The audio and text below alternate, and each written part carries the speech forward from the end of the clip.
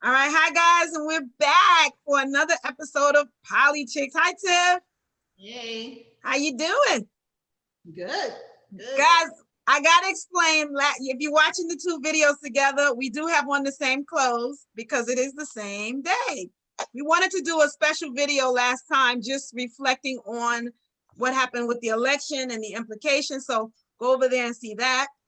At the end of that video, we promised you we would talk about civic organizations because a lot of times we wait for things bad to happen before we say, okay, I want to get involved. But it's better to have something and be more prepared instead of waiting for a big event to happen. And a lot of times elections, everything has already happened before you can really do something about it. And now you're angry. So by way of civic organizations, I got to look at my paper for this one. We had mentioned a little bit, Black Lives Matter is not a civic organization like that. It is an organization to address the disparity in the treatment of Black lives and the killings over all these years of minority people. So that is clear. But when you go on those types of websites or when you sign up for their newsletter free things, you're going to get inundated with a whole bunch of emails from different organizations. So Black Lives Matter is one way, but locally, very locally, at your bare minimum, nonpartisan, you can go right to your school board. In your area, however your state is run. In New York, we have school boards. Every district has, I don't know how it is in Florida. In New York, it's districts. You'll go to right down to my son's school. You don't even have to have a child. So you go there, stuff is on the bulletin board, what's on the election, what you even vote for things locally in your area, store things that they want to do in the area, put a prison in your area, they want to close down a church, they want to close down, all those things are right at your school board. They tell you what's going on locally and where you do permits for barbecue, all that kind of stuff is right there. That's at the basic. Action Network is one that I get a lot of emails from, and that happened after George Floyd. Yeah. Then m4bl.org or something like that. I get emails from them. Move On. And Tiffany, you got all the other ones. I wrote down Rock the Vote, Faith in Action. There's a few of them, and there's a few depending on what your political interests and affiliations are. You want to look and see whether or not they address those concerns, and right. If you're looking to helping with voter registration or information campaigns, you want to look and see if they address those things and see where you can get involved. But you can always Google it, and you can sign up for emails with your Secretary of State or Supervisor of Elections. And when you do that, you get, just like with the Black Lives Matter organization, you'll get links based on people.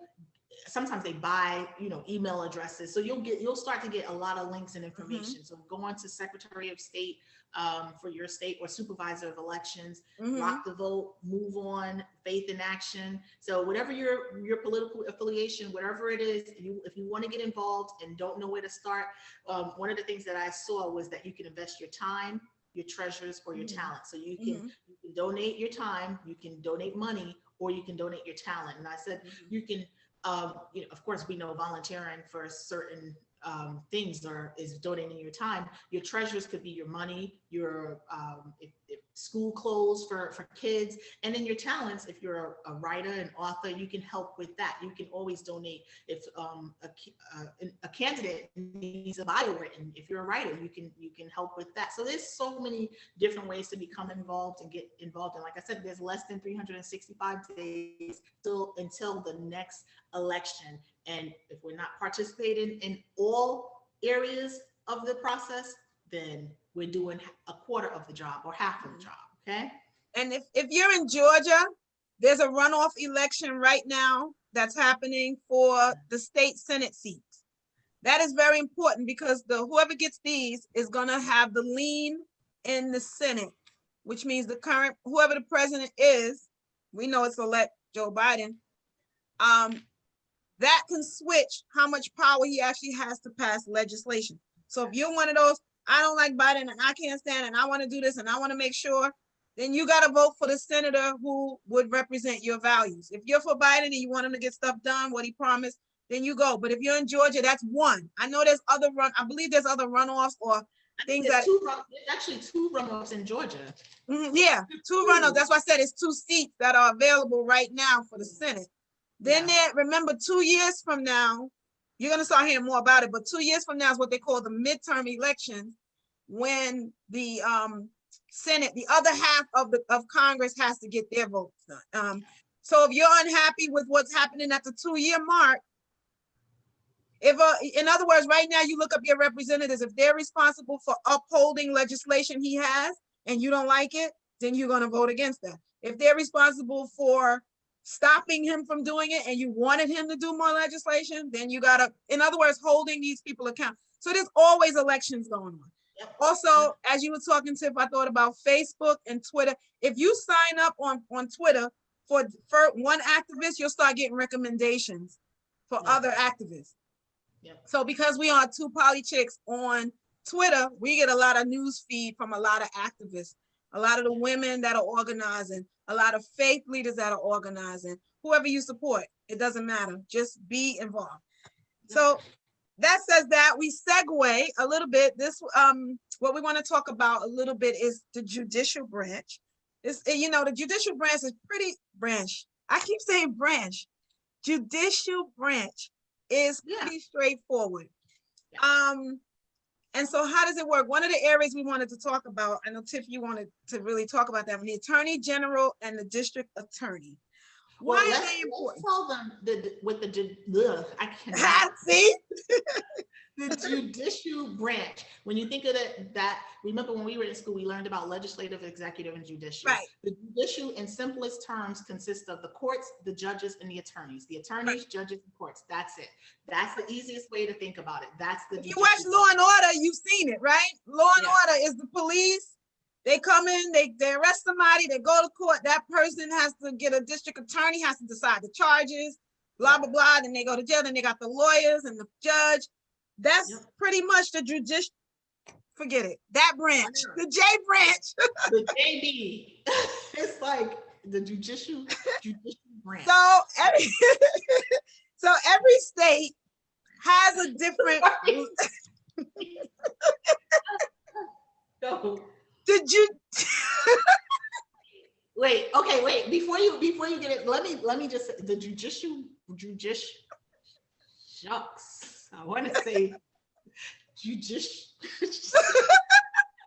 I'm sorry. You know, we got a friend. We want to shout her out, Therese. Hi, Therese. Oh my gosh. We laugh when we can't say something. She's like, my teeth are twisted. She started it. Twisting it. Your teeth are twisted. Branch. So say it again. Wait, say it again. Judicial branch. You gotta say it slowly. Judicial branch. 15 times fast. Judicial branch. Judicial branch. Do that. I challenge you guys to say it 3 times fast and see if you say. Now it's in my head. I can't stop laughing. Judicial branch. So they are, like we said, the courts, the judges, and the attorneys. But oh gosh, I forgot my train of thought. Forget it. Go ahead. I don't even know what's happening. This is terrible. All right. The law branch, the branch where the lawyers are. Yes. And the branch where the judges and lawyers are. Yes. In every state, and guys, in every state is different. In New York, they have it. They call it inferior. Looking at your face is gonna make me laugh. Okay. Inferior, they have it what they call inferior, then they have superior, and then they have appellate. So that's New York State. Other states will have something a little, but it's similar. It's very similar. You have your lower courts where you would sue for like rental disputes. Somebody hurt you on the sidewalk, whatever, those lower civil court cases where you could just go and take somebody, small claims like Judge Judy or something. So that's the lower level courts. Then the superior court, the higher court in the land, that's where you would see both civil up to a certain amount of money. They go by money at that point, injuries and the amount of money. And then on the other branch of it is criminal, felonies and stuff like that. So that's the difference. Then the appellate court is where you appeal, obviously where you would appeal, you don't agree with the lower court. So in the superior court is where you have lawsuits against your state or your city. So that would have to be like a civil court can't handle you suing the state. So you could sue your personal state for something. And so when you sue your personal state, you got to go to Superior Court. So that's kind of the difference between the levels. It just depends on the extent of whatever it is the case is. Felonies obviously can't be right around the corner at the local court. So that's how you, and it's the same with the federal level. It's levels of that, but the highest level is obviously the Supreme Court. So the state have a Supreme Court, and then the federal has, don't mix the two up. Yep. So your state Supreme Court, which is where I think the family court is in the middle. The family court is there. So adoption stuff, divorce, you know, taking, you know, whatever it is you're fighting on that level. So that's the judge. That was the judges and what we said, judges and lawyers, the branch, the judges and lawyers branch. Yes, the attorneys, judges, and courts. That's it. So a lot of times we don't realize that some district attorneys, attorney generals for the states, they're elected. We select who they are to represent the state in the state's interest. So I didn't get a chance to really research which states select and which states appoint, but just know that you can elect your attorney general or your district attorneys dependent on, and sometimes if you elect your attorney general, they'll appoint the district attorneys that work under them. So when you're looking at their campaign, which they start, like I said, they start campaigning sometime in like somewhere between January and March, you want to look at their experience. You want to look at their platform, what they stand for, what their prior caseload is, what they thought and what they argued for or against, just to see if they're in a line, because anyone can say, hey, this is what I believe now. But when you argue for or against certain cases, your record speaks for itself. So when you're looking at those candidates, you want to take a look and make sure that they are going to represent your state the way you would want them to represent, and listen to the focal points of their campaign. You want to basically the attorney generals and the district attorneys, they enforce the state's constitution. Each state has a constitution too. So they're elected to enforce that constitution. And what I look for in my attorney generals or district attorneys is a passion for the people. That's something that you should have, because the state is not a person. So you can represent the state. It's not a person. You want them to have a passion for the people of the state, not just representing that state. If that does that make sense? No, it does. And it makes sense because you want an attorney general that understands the dynamics of your community. Yes. I don't want an attorney general or district attorney that doesn't understand the hood. Don't understand how the boys on the hood, because then that means he's going to be likely to prosecute more of the cases and make them a felony instead of a little misdemeanor if they're hanging out on the corner and maybe they got, I've seen people get arrested for the weirdest things and then the attorney general's all over them, and then somebody from another area out in the suburbs arrested for the same crime and it's not the same punishment. So the punishment should fit the crime. So you want somebody that the punishment, they know that the punishment should fit the crime. It shouldn't be over prosecution in certain areas. You want to look at their prosecution record, like Tiffany said, but also how frequent are they to take this to the highest level? Or how frequent are they to dismiss? How frequent did they do that? They did this with Kamala Harris. They said she was a district attorney. Look at her record, you know, so the people that were for her was like, wow, tough on crime, we like that. And then the other side was like, whoa, she's tough on crime. I feel like as a minority, she was more tough on Black men. So even with Joe Biden, everybody has a record that goes up with them, like Tiffany said. So when you look at your attorney general and your district attorney, and you said something, I wanted to make sure we understood the difference between select and elect. So select is what they do with the Supreme Court. You don't get to vote for the Supreme Court justice. Now, some people might be like, we should be able to vote for the Supreme Court. But when I took constitutional law, that became a big Should a judge be elected or should they be selected? So in other words, should the governor, in my case, Cuomo, pick district attorneys? Hey, I want you, I want you, I want you. Well, people that voted for Cuomo might think that's great. But people that didn't vote for Cuomo would be like, I don't like who he picked. That person is known for doing this or known for doing that. Tough on crime, loose on crime. That's usually the buzzwords you hear. Are they tough on crime Are they loose on crime? Are they, is it by race? It seems race motivated and all that. So when the big issue with selecting someone is that it is based on that person's beliefs. And if I didn't elect them, then I don't want them selecting my DA. Yeah. But on the other hand, if a DA is running for office if a judge or a DA runs for office, can they be nonpartisan? Justice is supposed to be blind. Right. So if I'm running for office, I'm somehow pleasing the people, right? Yeah, if I run for office as a judge, I'm somehow got to appeal to the people, but justice is supposed to be blind. Right, and that's a weird conundrum because I never even thought about that. Because yeah. Oh, you welcome. So it's not supposed to be, well, I'm a Democrat and I believe right. XY.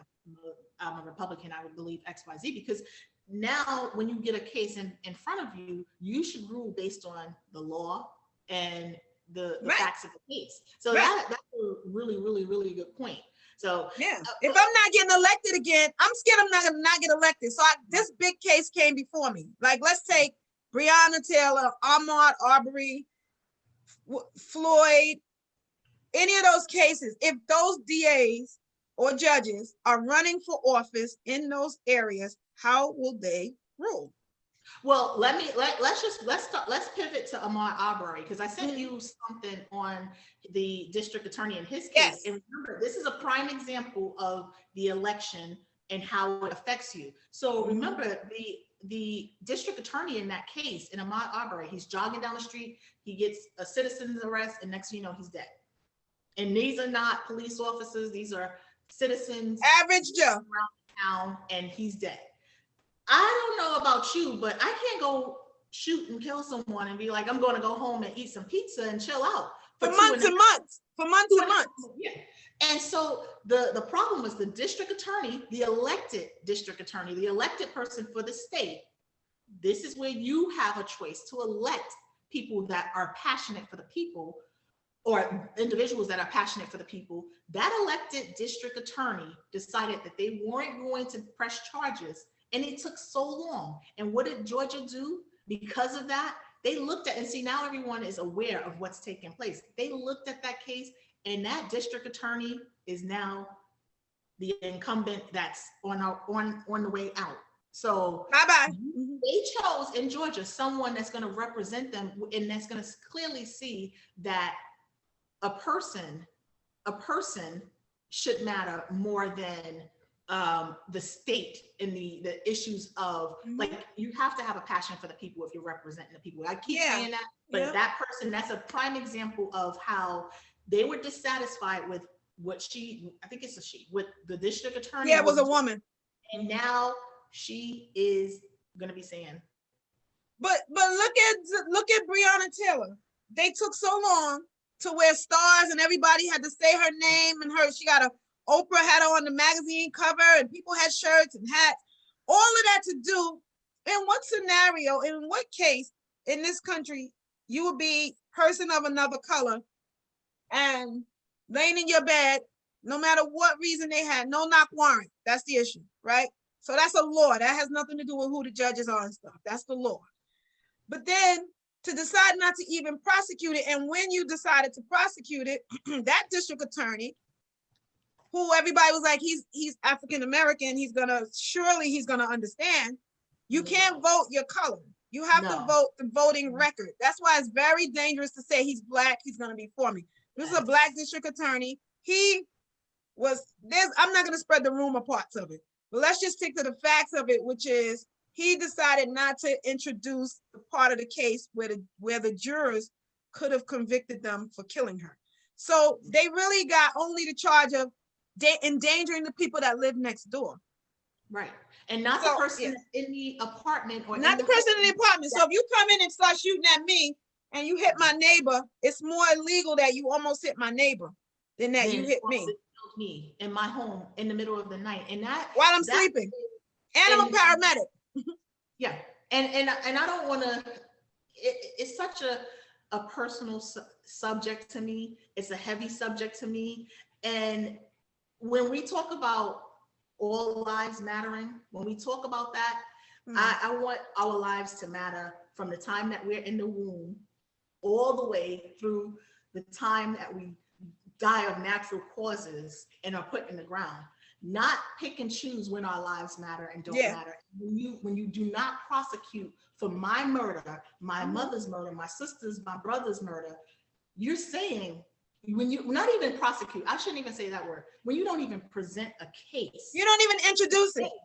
Hey, let's go and get some, let's see what happens with, remember we say everyone should be tried in the case should be tried. Let's at least try the case and see what happens with the evidence.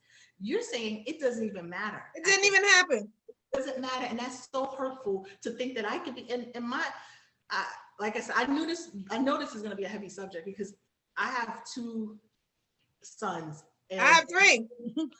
He will fit the description of, he'll fit the description every single time. And I want to not get emotional, I'm sorry. Yeah. But he'll fit the description every single time. And you don't know what type of, you don't know the fact that he's in the Navy, his pitch, he's a veteran. You don't know that he's such a good kid, a swimmer, talented. You don't know those things about him. And when you say that I'm not going to prosecute, and I'm sorry. No. Prosecute, or even not keep saying prosecute, but you're not even going to introduce. Present the case. You're not going to consider it a crime. You're not going to consider it a crime. That tells me that my life doesn't matter, that my son's life doesn't matter, that the people that look like me. And when you say, I'm sorry to go off on a tangent, but when you say that all lives matter and the police shoot white people too, then damn it, you should be upset that they're shooting white people too. You should be upset. They shouldn't be doing that. That's not part of their job to shoot and kill people. And I'm not against cops. I'll say that I've had conversations. We can have those conversations of what I discuss with my sons in their relationship with police officers. But it's just, it hurts so much to think that you say all lives matter, but then it just continuously gets proven that the courts, the judges, the district attorneys, they don't seem to feel the same way. And I'm sorry for getting emotional. It's just, it really hurts. What you did was take the long way. So we got rid of the eyeliner, guys. Mission accomplished. But what you did was pretty much explain in a very sort of felt like a long tangent for you, but it really wasn't. The idea of systemic racism. So that is one example. We could go education, health, employment, whatever, banks, finances, any area, but that's what it means to have systemic racism in the judicial branch. To say, when you look at these cases, I mean, I have friends that worked in the DA's office. I know they prosecute boys, Black boys, for things, minor things, that's a slap on the wrist in another community, actually a looking the other way in another community. And then you want to act like the crime is happening here. And then you want to say, well, they're killing each other, so we might as well help them by also killing them. But when your tax dollars have paid for the police department, you're basically telling me, if I vote for the district attorney, that district attorney in Breonna's case, or the other district attorney in Arbery's case, I'm a tree voting for an axe. So I voted for someone who then turns around and axes me in some way.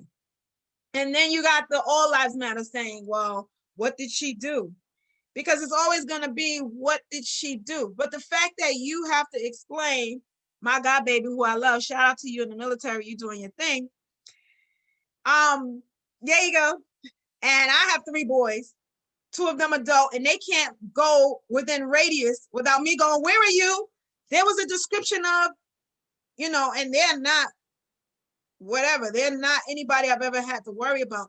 But in what world do we live in that you have to describe your child to explain why they shouldn't have been shot in the back? Like, you have to describe them. Cindy, huh? And excuse the rain, because we're in the middle of she's in a storm. Storm Ada or whatever it is. It's like a monsoon out there.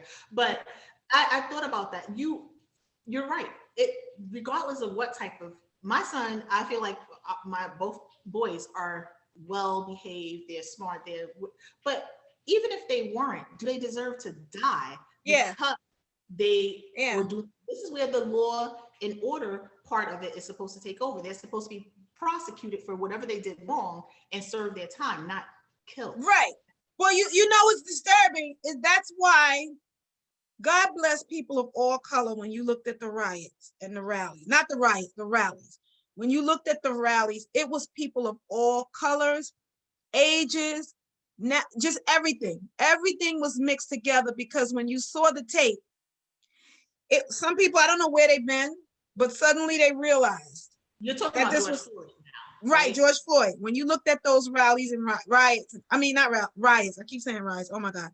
Rallies. There's a difference.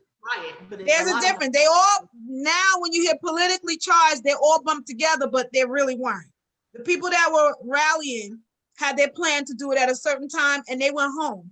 What you chose to do in your anger after is not associated with my organization trying to address this issue. But people online, it was very disturbing to see people online say, well, he was writing a bounce check or he used drugs. Counterfeit 20. He counterfeit 20 and it feels so stupid to repeat it. Counterfeit 20 and he also used drugs. Where in America do you get the death penalty for being a drug user? That's a good question. A drug user. That's a good Forget question. seller. You don't even get it as a seller. You don't even get the death penalty for selling, literally going out saying crack for everybody for free. Oh, $10 off. You don't get the death penalty for that because it's called law and order. So the law happens and then you take it to the courts and there's the order. That's why the judge says order in the court. He is the order. So when they all decide, and I don't know how many states have the death penalty, but I don't think they're in the streets before the trial happens. No, so it's not on the ground under a person's. It's not with your foot on my neck. That's very frustrating to hear that people go look at the record before acknowledging that seeing someone on the ground pissing on himself is somehow excusable. When you have to go look for a reason to excuse a certain behavior, you should be looking at and examining your heart and why you would go look for a reason that this person deserved to because there's a dispute of whether, because it hasn't gone to trial yet, but there's a dispute of whether or not he died from asphyxiation. But let's think about this. Why should you be on the ground handcuffed with a knee to your neck for 8 minutes? Forget all that. Well, let's say you're not responsible, but why should you be dehumanized in that form or fashion? And I always say they juxtapose his body with a dog. If it was a dog under that knee, people would be having 60. Well, remember Amy Cooper in Central Park? When they saw how she was pulling on the dog, tugging the dog, ASPCA took the dog immediately. She lost that dog. Right. Eric Gardner, when he was on the ground, they didn't prosecute because they said that his pre-existing he was heavy. He was very heavy, no doubt. He's selling cigarettes. That's what he was put on the ground for. And he was saying, I can't breathe. They on his back. So let's say, for instance, he was ginormous. He could have been a sumo wrestler, ginormous, diabetes, COVID, everything. He had every comorbidity you want to think of. You think you helped him by sitting on his neck? Probably not. Let's say he got ran over by a car. Would you say that the person that ran him over by a car intentionally did not kill him because he had diabetes? Right. It just sounds that crazy to say, I'm going to pick out, because if you open everybody up, we all got something in our body. So that means you can shoot people. You can run them over with your car if you find out they have HIV. Because, hey, you was going to die anyway. You was going to die, yeah. You was going to die. So, we try to be neutral in politics, to be educational. But there are some issues that are so utterly ridiculous. I will not sit here and make a video defending or being the devil's advocate. There's no devil's advocate in somebody laying on the ground or just being shot in their back walking away, or the one that's in his car telling you, I have a gun permit. I do gun. have a carry. Legally. Not illegal. I can legally carry. Yeah. Yeah. And when I go to reach for it to show you my permit, what you got in your hands, because you know it's on tape. So you screaming what you got in your hands when I don't really, and then the baby's in the car and the wife is in the car, the girlfriend, whatever that relationship was. They're all just looking.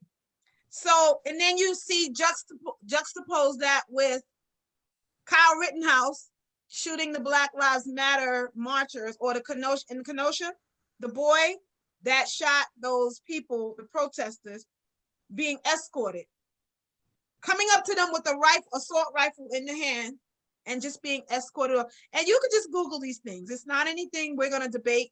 We're not going to debate that. You could just Google the treatment, the disparity.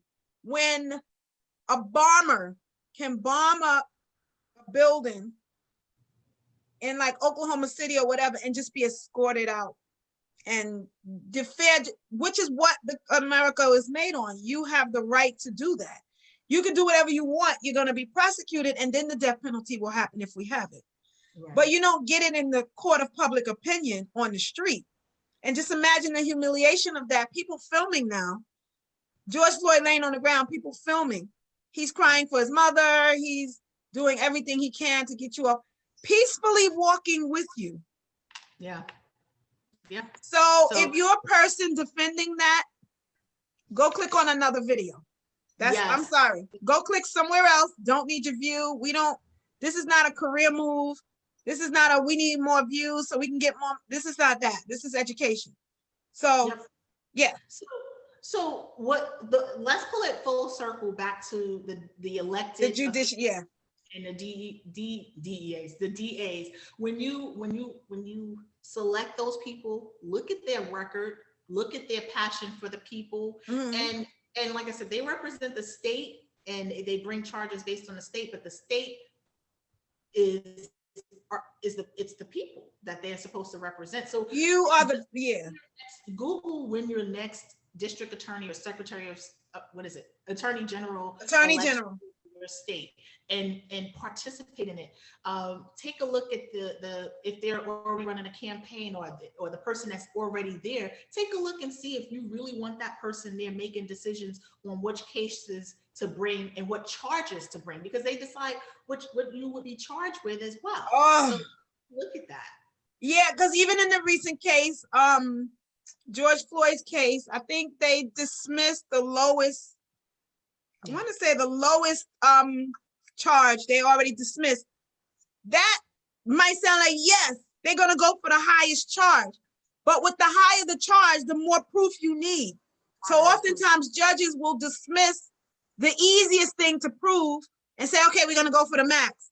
But when you go for the max, it's sort of like going for the gusto. Like you're throwing a Hail Mary, you may not actually have evidence to prove the highest level. And now you're stuck with, I don't have anything.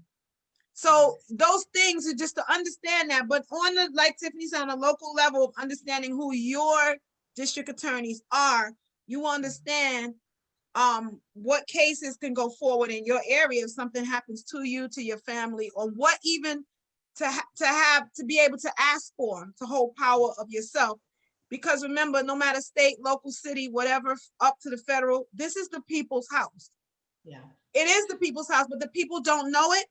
So they kind of go other places. They don't come home, but this is the people's house. Yeah. And when they also deal, the district attorneys also deal with landlord-tenant disputes and certain laws that will be distributed on the books, stand your ground law. Yes. Gun laws. They deal with a lot of just take a look when you guys have a chance and see what they decide on and how they affect your lives. And please, whenever your state attorney general and or district attorneys are up for election, participate in that election. I'm sorry to be so heavy. I'm sorry to come out of character. It's a heavy topic. It's very angering. We could talk for 3 hours about it. It's very angering, but I want to do what, the people of Georgia did and taking their anger over being cheated, constantly cheated, the Ahmaud Arbery case and all that, and even Stacey Abrams on the government level, taking that anger and mobilizing it. Because not only should you be mobilized, but also you could share, like, share. We always say like, share, comment, subscribe. But in this case, we really do believe in the work we're doing here. And we do encourage you. We don't expect you to learn everything from this video, but we expect to inspire you to want to learn, because we can only introduce the topic to you. These are all introduction topics. You want us to have a 5-hour video on teaching you something, that certainly could happen, and we could do it. But that's not what we're doing. We're just trying to spark your interest and curiosity. Huh? Yeah, ignite the fire. Yeah, just to ignite the fire. 30 minutes, you're doing your dishes, you're listening, ignite the fire in you to know that every level of government, if you live anywhere in America, I always say you live in a district. If you live anywhere in America, if your foot is on the soil in America, I don't care where you are, Oklahoma, you live somewhere in some small neighborhood by some governed body. And that body is making decisions you're not aware of, but then by the time you're aware of it, it's probably when you need it. And it's gonna probably be late. So anyway, guys, that's it. We are so out of here. We thank you for viewing. Thank you for watching. One time, the judicial branch. Oh no, wait, okay. 1, 2, 3. Judicial branch. Now, I don't have a problem with judicial. Judiciary. Oh gosh. Wait, judicial. Never mind, guys. It's the branch with the lawyers and judges. Give up the, what is it? I can't even say the emails. Go ahead. two polychicks@gmail.com. Now I said chick, now my teeth are twisted. 2polychicks@gmail.com. Instagram, Facebook, Twitter. We have Polychicks or 2Polychicks, depending on where you are. But I believe Facebook is 2Polychicks. Instagram, Twitter is definitely 2Polychicks. So you can find us on any of those platforms, or you can just send us a message, an email message. Yeah. All right, guys. Hope this sparked you, and go out there and do something. All right. Bye. Bye, guys. I gotta find the stop button, right?